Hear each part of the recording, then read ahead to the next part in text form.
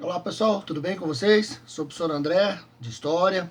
Hoje nós vamos conversar rapidinho aqui sobre a sua aula aí sobre o Egito Antigo. Você aí do primeiro ano, você que está aí se preocupando com a Covid-19, nós estamos aqui também muito preocupados com a situação do país. Então, como estamos fazendo uma coisa à distância, né? Vamos nos preparar para isso e vamos fazer o melhor possível.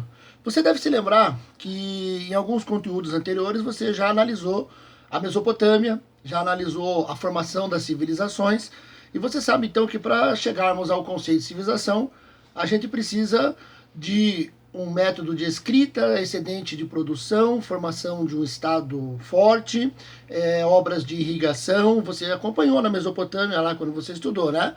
Você viu a formação da Suméria, da Babilônia, da Assíria. E agora a gente vai começar a falar do Egito Antigo. E a primeira coisa que a gente relembra do Egito é a questão da sua geografia, né? O rio Nilo, segundo Heródoto, um grande historiador grego, o Egito vem a partir do Nilo, né? O Egito é uma dádiva do Nilo. Você deve ter feito uma atividade ali que conta exatamente com isso, né? Além disso, há uma proposta muito interessante de você pensar na sociedade egípcia, né?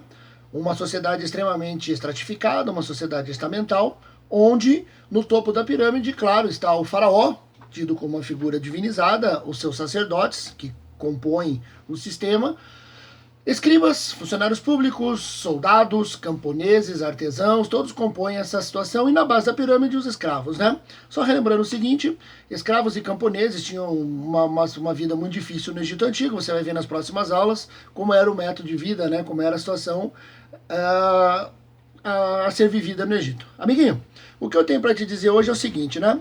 Você que está acompanhando as aulas, você deve ter visto ali, a partir da página 46, nós temos um mapa mostrando a atividade, né? Como é que era o Egito Antigo, o Alto e o Baixo Império, né? E aí, foi proposto a você dar uma analisada nesse mapa, e na página 46 nós temos aqui um exercício onde nós temos uma frase do Heródoto. O Egito é uma dádiva do Nilo. E aí ele pergunta para você assim: com base nas observações de Heródoto sobre o Egito, explique a afirmação: o Egito é uma dádiva do Nilo.